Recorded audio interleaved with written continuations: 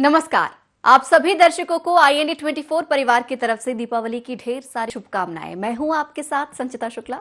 दीपावली यानी कि रोशनी का पर्व, खुशियों का पर्व। दीपावली पर लक्ष्मी जी की विशेष पूजा की जाती है। लक्ष्मी जी को सुख समृद्धि की देवी भी कहा जाता है। जीवन में जब लक्ष्मी जी की कृपा प्राप्त होती है तो व्यक्ति के जीवन में संपन्नता आती है। लेकिन कैसे माता का आशीर्वाद प्राप्त करें, लक्ष्मी जी की कृपा कैसे प्राप्त हो, ये आज हम आपको बताने जा रहे हैं। तो हमारे साथ स्टूडियो में इस वक्त मौजूद हैं पंडित आशीष मंगई जी। सर, स्वागत है आपका। धन्यवाद। तो पंडित जी, आपको भी दीपावली की बहुत बहुत शुभकामनाएं हमारी ओर से, INA24 परिवार की तरफ से। तो आज हम दीपावली के संबंध में आपसे चर्चा करने जा रहे हैं। तो सबसे पहले तो आप हमें यही बताएं कि माँ लक्ष्मी कौन है, कैसे उन्हें हम परिभाषित करें, उनकी परिभाषा क्या है। बिल्कुल बिल्कुल। देखिए, आप हम सब दीपावली के दिन लक्ष्मी जी की पूजन करते हैं और आप हम सब की एक ये कामना रहती है, चाहत रहती है कि लक्ष्मी माता हम पे वर्ष भर प्रसन्न रहें और हम पे खूब धन की वर्षा करें। और लक्ष्मी जी की आरती में ही जैसा कहा गया है, तुम बिन यज्ञ न होवे वस्त्र न हो पाता, खान पान का वैभव सब तुमसे आता, जय लक्ष्मी माता। तो लक्ष्मी माता की महिमा अपने आप में शास्त्रों में, ग्रंथों में और सनातन धर्म में विशेष रूप से प्रतिपादित की गई है। तो आज हम ये बहुत ही अच्छा प्रयास आपके आज के चैनल के माध्यम से किया जा रहा है, जिसमें आपके द्वारा तो जैसे कि सभी चैनल पे बताया जाएगा कि कैसे पूजा की जाए, लेकिन इस चैनल का प्रयास ये भी है कि लक्ष्मी माता किस चीज़ से रूठ सकती है, उनको कैसे मना सकते हैं, उनके क्या मंत्र हैं, क्या विधान हैं, क्या तंत्र हैं, इत्यादि क्या उपाय भी हो सकते हैं। तो सबसे पहले हमको ये चाहिए कि लक्ष्मी माता का यदि हम परिभाषा जान लें तो लक्ष्मी माता की कृपा प्राप्त करना बहुत आसान हो जाएगी।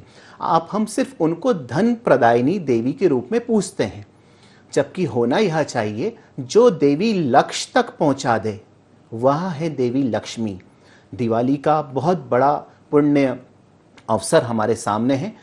हम सबको एक संकल्प लेना चाहिए, एक लक्ष्य लेना चाहिए और लक्ष्य के लिए माता लक्ष्मी जी से प्रार्थना करनी चाहिए कि हे माता लक्ष्मी जी, कि हमारे जो जीवन का ये लक्ष्य है इसको आप पूर्ण कर दो। तो जीवन में जब हमारे लक्ष्य की पूर्णता आएगी तो धन स्वाभाविक रूप से, मान सम्मान स्वाभाविक रूप से खिंचा चला आएगा। इसके अलावा हमको यह भी चाहिए, हम अपने लिए तो सब सोचते हैं कि हमारा ये जीवन का लक्ष्य क्या है, लेकिन हमसे जुड़े हुए लोग या ऐसे लोग जिन्होंने जीवन में अपना लक्ष्य नहीं बनाया है, उनको भी उनके लक्ष्य बनाने में यथासंभव सहायता, मदद एवं उनका मार्गदर्शन करना चाहिए। इससे भी देवी लक्ष्मी जी काफी प्रसन्न होती है। तो वापस उसी मुद्दे पे हम बताते हैं बिंदु को, देवी लक्ष्मी जी को धन प्रदायिनी देवी के रूप में ना पूजा जाए, उनको लक्ष्य तक पहुंचाने वाली देवी के रूप में हम पूजेंगे तो हमें जीवन में लक्ष्य भी प्राप्त होगा और हमें धन भी प्राप्त होगा। बिल्कुल, बहुत ही सुंदर बात आपने पंडित जी यहाँ पर कहा है कि देवी को अगर हम धन की देवी न मानते हुए लक्ष्य की देवी को अगर हम मानकर उन्हें पूजे तो विशेष रूप से उनकी कृपा प्राप्त होगी ही होगी। पंडित जी, हम साथ में आपसे ये भी जानना चाहते हैं कि किन देवों की प्रसन्नता से माँ लक्ष्मी की प्रसन्नता होती है, माँ लक्ष्मी प्रसन्न होती हैं? जी बिल्कुल। देखिए, लक्ष्मी जी की पूजा तो सभी लोग करते हैं, लेकिन अकेले लक्ष्मी जी की पूजा का विधान नहीं आता। इसलिए गणेश जी की पूजा का उनके साथ पूजन होना चाहिए, विष्णु भगवान की साथ ही लक्ष्मी जी का पूजन होना चाहिए। ऐसा कहा गया है, ऐसा मान्यता है कि लक्ष्मी जी की अकेले सिर्फ पूजा होती है। अगर नारायण को ना पूजा जाए, उनके साथ गणेश जी को ना पूजा जाए, तो ऐसे में उनकी जो बहन है अलक्ष्मी वह आ सकती हैं। अतः हमें चाहिए कि गणेश जी के साथ हमें पूजना चाहिए और नारायण भगवान के साथ लक्ष्मी जी को पूजना चाहिए। अब जैसे कि आपका प्रश्न था कि लक्ष्मी जी की कृपा किन देवों की पूजा से प्राप्त की जा सकती है, तो जिनके घरों में गणेश जी का पूजन होता हो, निश्चित रूप से लक्ष्मी उन पे प्रसन्न होती हैं। जिनके घर में नारायण भगवान का पूजन होता हो, उनसे भी लक्ष्मी जी प्रसन्न होती हैं। इसके अलावा आपको जो घर के माता पिता हैं, गुरुजन हैं, उनका भी यदि आप सम्मान, पूजन इत्यादि करते हैं तो निश्चित रूप से लक्ष्मी जी उनसे भी प्रसन्न होती है। इसके अलावा कुबेर जी के भी पूजन से लक्ष्मी माता प्रसन्न होती है। और इसीलिए जितने भी ये देवों के नाम हमने यहाँ पे बताए हैं, वो उनके साथ लक्ष्मी पूजा का विधान है। एक दूसरा इसमें बिंदु आता है, शिव और शक्ति की भी पूजा से लक्ष्मी माता प्रसन्न होती हैं। शिव और शक्ति नारायण और लक्ष्मी जी ही हैं। शिव और नारायण में कोई अंतर नहीं है, लक्ष्मी जी और पार्वती में कोई अंतर नहीं है। तो जो शिव शक्ति शिव पार्वती जी को भी पूजते हैं तो उन पे भी माता लक्ष्मी जी प्रसन्न होती हैं। तो बहुत सुंदर जानकारी पंडित जी आपने दी है। पंडित जी, पूजन के बारे में हम आपसे और भी जानकारी लेंगे, लेकिन हमारे दर्शकों को आज की पूजा के शुभ मुहूर्त भी बता दें आप। जी बिल्कुल। देखिए होता क्या है कि लक्ष्मी जी को जब हम पूजा करते हैं, उनको साधते हैं, लक्ष्मी जी को साधना अपने आप में बड़ा कठिन है, क्योंकि वो बहुत उनको चंचला भी कहा गया है, बहुत तेजी से चलायमान है दरअसल वो, है ना। तो इसीलिए ज्योतिष शास्त्र के हिसाब से एक ऐसे मुहूर्त को हमको देखना चाहिए जो स्थिर मुहूर्त हो, स्थिर लग्न का मुहूर्त हो। इसीलिए लक्ष्मी जी की पूजा आपने सुना भी होगा अखबारों में और चैनल में भी, जो मुहूर्त बताए जाते हैं वो स्थिर लग्न की बताए जाते हैं, ताकि स्थिर लग्न में पूजा हो और स्थिरता का, लक्ष्मी जी का हमारे घर में स्थिरता, हर कोई चाहता है कि स्थिरता का से वो रहें, है ना, वर्ष भर रहें, पूरे जीवन भर रहे। तो स्थिर लग्न की सात महत्ता इसमें बताई गई है। तो सुबह, दोपहर, शाम को और अर्धरात्रि को हमारे पास 3 स्थिर लग्नों की आज के दिन उपलब्धता है। दोपहर 1:30 से 2:30 का जो लग्न है वो कुंभ लग्न है। जो इस समय पूजा करना चाहे, जिनको सुविधा हो, इस समय पूजा कर सकते हैं। इसके अलावा जो शाम का गोधूली बेला का वृषभ लग्न का मुहूर्त है, शाम को 6:15 से 7:50 का, यह भी अतिश्रेष्ठ मुहूर्त है, स्थिर लग्न है जहां एक और, वहीं शाम का समय है, गोधूली बेला है। लक्ष्मी जी का मुख्य रूप से लोग इसी वक्त ग्रस्त लोगों को चाहिए मना लें।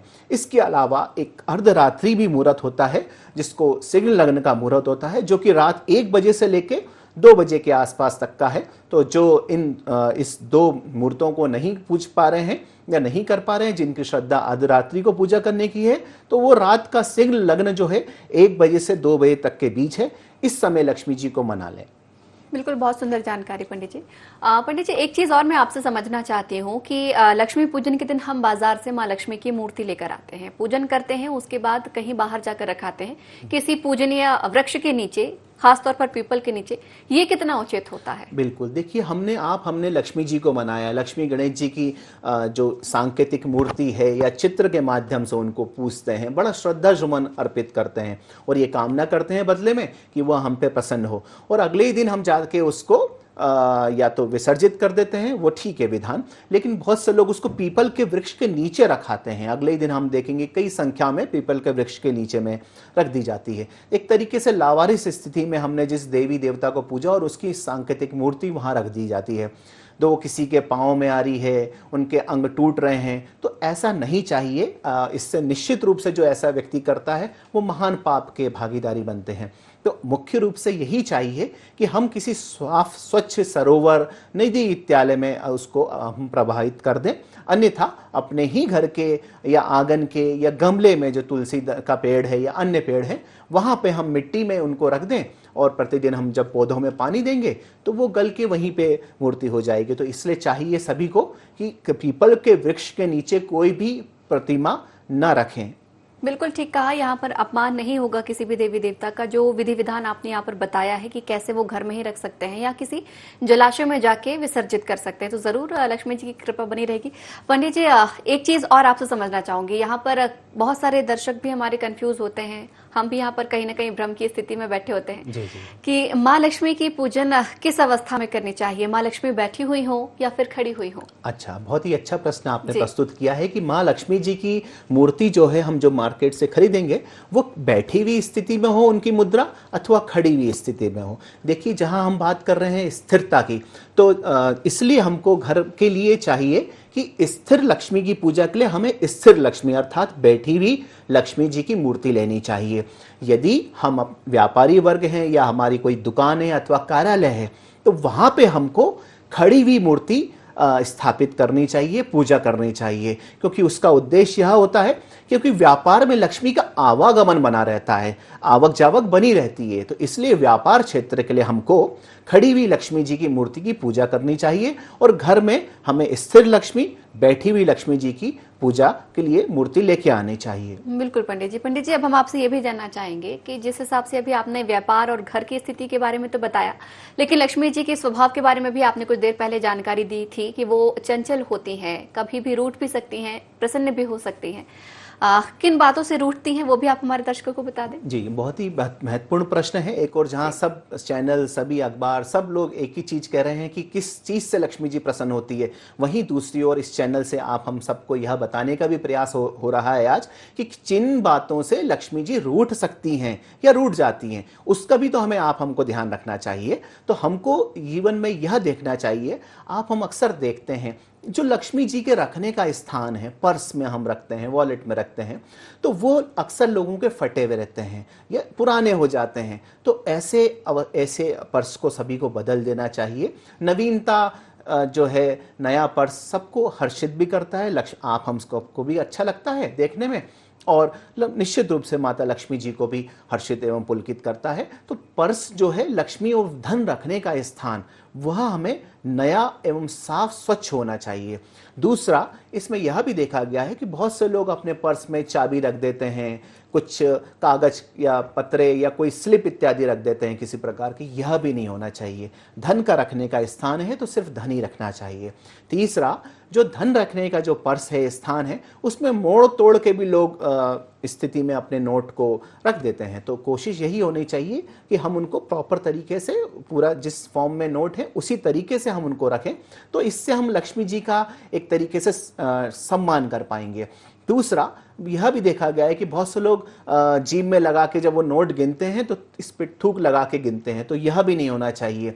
जो देवी का अंश है, देवी स्वरूपा जो नोट है, जो मुद्रा है, भारतीय मुद्रा का तो एक और अपमान है ही है थूक लगाकर गिनना नोट। लेकिन लक्ष्मी जी भी तो हैं, लक्ष्मी स्वरूप है वो नोट, इसलिए हमको थूक लगा के भी नोट गिनना नहीं चाहिए। इसके अलावा हमने यह भी देखा है ज्योतिषीय अध्ययन में गत वर्षों के, जो व्यक्ति गर्भपात इत्यादि लगातार करते हैं तो इससे भी लक्ष्मी जी रूठती हैं। कोशिश होना चाहिए कि गर्भपात ना होने पाए, और यदि हो गया है किसी चिकित्सकीय कारण से, तो हमें कोशिश करना चाहिए कि हमें माता लक्ष्मी जी से हमें माफ़ी मांगनी चाहिए। क्योंकि बहुत से लोग पुराने समय में ये होता है, और अभी भी ऐसे छुप के लोग करते हैं, जो यह जान जाते हैं कि गर्भ में जो है संतान वो लड़की की संतान है, भ्रूण जो है, तो उसका वो गर्भपात करा देते हैं। तो भैया हमको ये भी तो समझना पड़ेगा, जो वो देवी का अंश है, लक्ष्मी जी का ही अंश है, गर्भ में पलने वाली जो बालिका है, इसलिए भी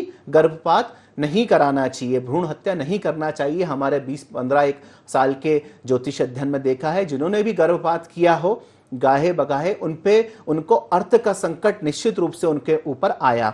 इसके अलावा जो गृह लक्ष्मी है, आपकी धर्मपत्नी को गृह लक्ष्मी भी बोला गया है, उसका सम्मान आपको करना चाहिए, अन्यथा लक्ष्मी जी रूठ सकती हैं। वहीं दूसरी ओर माता पिता एवं गुरुजन जो हैं, जो भी आपसे बड़े हैं, इनका भी अनादर नहीं करना चाहिए, अहंकार नहीं करना चाहिए, कटु वचन, कड़वे वचन नहीं बोलना चाहिए। नहीं तो इन सब बातों से लक्ष्मी जी की रूठने की संभावना काफ़ी हद तक बढ़ जाती है। बहुत से लोग सूर्य उदय हो जाता है उसके उपरांत भी सोते रहते हैं। तो ऐसे लोगों को चाहिए कि सूर्य उदय से पहले उठ जाएं, अन्यथा इससे भी लक्ष्मी जी की रूठने की संभावना बनी रहती है। आजकल फैशन भी है, बहुत से लोग हम देखते हैं पुराने वस्त्र, आदत में भी रहता है कि फटे हुए वस्त्र होते हैं, तो फटे हुए वस्त्र भी हटा देना चाहिए, फटे हुए बर्तन भी हटा देना चाहिए। यहाँ एक और ना सिर्फ वास्तु दोष का निर्माण करते हैं, और अब लक्ष्मी जी के रूठने की भी संभावनाओं को ये बढ़ाते हैं। तो इन सब चीज़ों का ध्यान रखना चाहिए। इन सब चीज़ों से, इन सब बिंदुओं से लक्ष्मी जी के रूठने की संभावना काफ़ी बढ़ जाती है।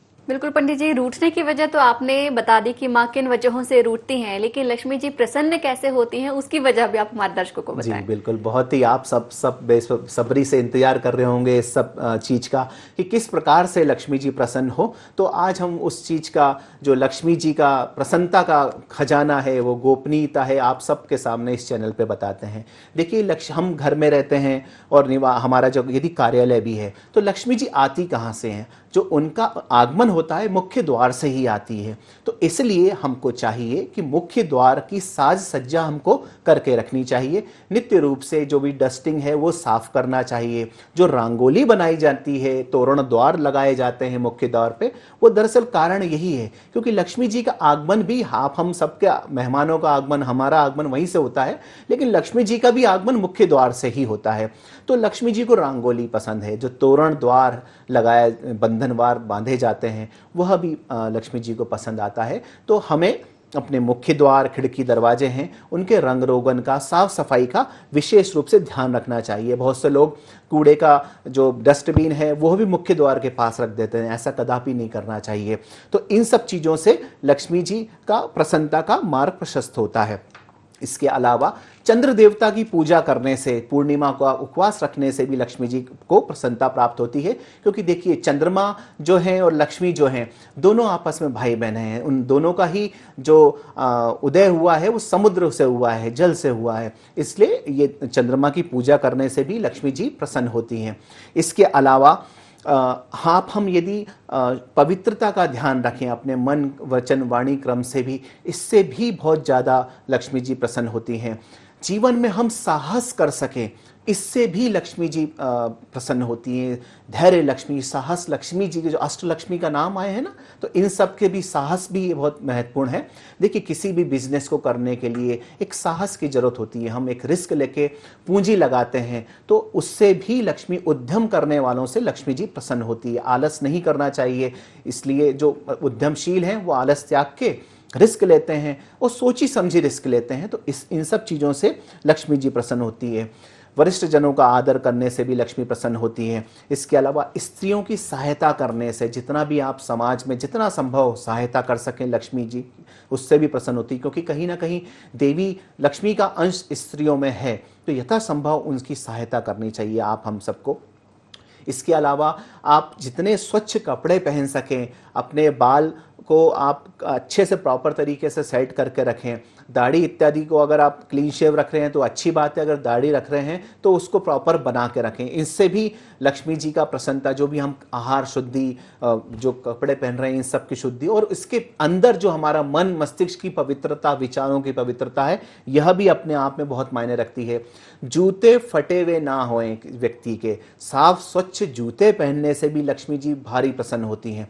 तो हमको चाहिए जूते भी हम प्रसन्न करके रखें। इसके अलावा यदि हम किसी जीव की सेवा करते हैं, यदि वह जीव जल से संबंध रखता हो, जैसे कि मछली इत्यादि की, हम, क्योंकि लक्ष्मी जी का उदय जल से ही हुआ है ऐसा माना जाता है, तो हमें जीव जो लक्ष्मी जी जो जल में है, तो जीव जैसे वहाँ पे मछलियाँ पाई जाती हैं, उनकी यहाँ हम सेवा करें, इससे भी लक्ष्मी जी काफ़ी प्रसन्न होंगी। इसके अलावा व्यक्ति को चाहिए कि जो वो तिलक धारण करते हैं, हम सबको तिलक धारण करना चाहिए। तिलक का भी बहुत अद्भुत महिमा है, हमारे शास्त्रों में बताई गई है। तो जब हम तिलक धारण करें, प्रत्येक तो जो व्यक्ति तिलक धारण करता है तो उस पर तो लक्ष्मी जी प्रसन्न होती हैं, क्योंकि हमारा ये मुख्य परिचय है। हम भगवान के जब सामने जाते हैं, देवता के सामने, तो हमें श्रृंगारित होके जाना चाहिए, प्रसन्न मन से जाना चाहिए। तो हम जब प्रसन्न रहेंगे तो प्रसन्नता से हम प्रसन्नता को आकर्षित करेंगे, यह सिद्धांत है। तो हमें तिलक लगाना चाहिए, और हम जब भी अपने भाल पे तिलक लगाएं तो हमें यह आह्वान करना चाहिए, हमें सोचना चाहिए कि लक्ष्मी माता की हमें प्रसन्नता प्राप्त होगी। तो जब ऐसा प्रयोग करते हुए हम जब करेंगे, यह प्रयोग आप आज दिवाली के दिन भी कर सकते हैं एवं प्रतिदिन में इसको अभ्यास में भी लाएं। तो धीरे धीरे करके आप देखेंगे कि जीवन में हमारे लक्ष्मी जी का प्रसन्नता प्राप्ति होने लगी है। दूसरा एक बहुत महत्वपूर्ण हम ये बताना चाहेंगे कि हमारी जो आय का हिस्सा है, कम से कम 10% हम अपने यदि दान में दें, किसी धर्म स्थान में दे दें, और दान भी ऐसा हो जो सुपात्र हो, कोई व्यक्ति को दान करना चाहते हो तो हम उसको दान में दे दें। गौ, गंगा, गायत्री की साधना, गौ की सेवा करने से भी, गंगा, जितनी भी नदियां हैं गंगा स्वरूपा हैं, नदियों में की स्वच्छता का हम ध्यान रखें, प्रदूषण ना फैलने दें, खुद भी ना फैलाएं एवं दूसरों को भी इसके लिए हम प्रेरित करें। क्योंकि जैसे हमने बताया, जल भी लक्ष्मी का कारक है, तो हमको चाहिए कि प्रतिदिन में कि हम जितना भी, अब जल का अपव्यय तो नहीं कर रहे, यह देखना चाहिए। तो जल का बचाने से भी लक्ष्मी जी इन सब चीजों से निश्चित रूप से प्रसन्न होती हैं। पंडित जी, आपने यहाँ पर ये तो बताया कि किन बातों से माँ लक्ष्मी प्रसन्न होती हैं, लेकिन इसके अलावा भी अगर कोई अन्य उपाय हो आज के दिन खास करने के, वो भी आप हमारे दर्शकों को बताएं। जी जी, आज देखिए, हम सब लक्ष्मी माता को मनाने जा रहे हैं, तो गौ की भी जैसे हमने आज महिमा बताई, तो गौ की महिमा भी बहुत महत्वपूर्ण है, एवं गौ के जो गोबर है उसकी भी बड़ी महिमा है। तो आज के दिन हम एक काम करें, लक्ष्मी जी को मनाने का अद्भुत उपाय यह भी हो सकता है कि आप अपने स्नान के जल में थोड़ा सा सांकेतिक गोबर का मिश्रण कर दें, गोबर मिला के उससे नहाएं। इसको गौमय स्नान कहा जाता है। यह भी लक्ष्मी जी को आकर्षित करने के लिए बहुत महत्वपूर्ण माना है। पुराने जमाने में आप देखते थे कि घरों के आगे रंगोली जब निर्मित की जाती थी तो वहां पे गोबर से, गाय के गोबर से लीपा जाता था। गोबर जो हो वो गाय का हो, भैंस का ना हो। तो गोबर, ऐसा गोबर हम प्राप्त कर लें, घर के आंगन में भी लीपें, जिस पे रंगोली बनाएं, और उसी गोबर को अपने नहाने के पानी में बहुत सांकेतिक रूप से, अल्प रूप से मिला दें। उसको गौमय स्नान कहते हैं। तो उससे लक्ष्मी जी निश्चित रूप से प्रसन्न होंगी। बिल्व का वृक्ष जो है लक्ष्मी स्वरूपा कहा गया है। यदि आज दिवाली के दिन आप अपने घर पे बिल्व वृक्ष ले आएं, उसकी भी साथ में पूजा करें, और जब वो थोड़ा पनप जाए, थोड़ा बड़ा हो जाए, तो उसे शिवालय अथवा अन्य किसी जगह पे हम लगा दें। क्योंकि ऐसे वृक्ष को जब बड़ा हो जाएगा तो निश्चित रूप से उसका पत्तियों को, बिल्व वृक्ष के पत्तियों को लोग शिवालय में अर्पित करेंगे, तो आपका पुण्य बढ़ेगा। तो निश्चित रूप से हम अब जब अपने जीवन में पुण्य को बढ़ाते हैं तो इन सब चीजों से लक्ष्मी जी हम प्रसन्न होती है। तो बहुत ही सुंदर जानकारी पंडित जी आपने दी है। पंडित जी, इसके अलावा दिवाली के लिए भी कोई खास प्रयोग क्या करने चाहिए आज के दिन, क्योंकि बड़ा त्योहार माना जाता है और बच्चे, बुजुर्ग, बड़े सभी आज बहुत ही ज्यादा उत्साहित भी नजर आते हैं। तो आज के दिन के लिए कोई खास उपाय भी आप बताएंगे? जी। देखिए, लक्ष्मी जी को ना सुगंध भी बहुत, देवताओं को, सभी लक्ष्मी जी को के अलावा भी सभी देवताओं को सुगंध बड़ी प्रिय होती है। लक्ष्मी जी को भी बहुत प्रिय होती है सुगंध। और लक्ष्मी जी को तो विशेष रूप से जो गुलाब है, कमल है, इसकी सुगंध बड़ी आकर्षित करती है।